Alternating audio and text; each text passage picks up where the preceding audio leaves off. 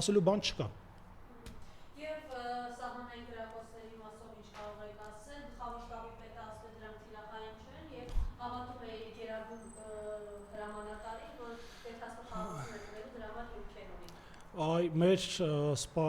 գիտեք, ես շատ եմ ցավում այն սպաների մասով, որոնք որ մի կերպ ծառայության մեջ մտած, մի կերպ այսպես ամեն օրվա անեծքով իրենց անիծելով ծառայում են Հայաստանի Հանրապետությանը, մեր անվտանգությունն են ապահովում։ Ես իրոք այդ մարկանց համար շատ եմ ցավում, սա անկեղծ սրտով եմ ասում, բայց ինչ վերաբերում է ձեր ասած մարդու մասին, անգամ չեմ ուզում պաշտոնը նշել, ինքը այլևս սպառել է իր զինվորական լինելու բոլոր հնարավորությունները, բոլոր եւ բարոյական, եւ քաղաքական, եւ իրավական անգամ դարել է Նիկոլի ձեռի գործիք։ Ես չունեմ, ես իմ ծառայության ժամանակ ու դրանից հետո դրանից առաջ տեսել եմ տարբեր պաշտպանության նախարարների, տարբեր ուղղություններով աշխատող շտաբի պետերի, հա, այսինքն այդ մարդիկ կամերայի դեմ Երևանից այնքան կարճ էին խոսում, որ ասենք չէր հասկանում այդ մարդու նպատակը որն է։ Այս զինվորական չի, սա դարել է պարզ ԿՊԱ-ական։ Իմ համար այդ անկալումն է։ Ոնց կարելի է խոսել այն ժամանակ, երբ որ 22 թվականի սեպտեմբերին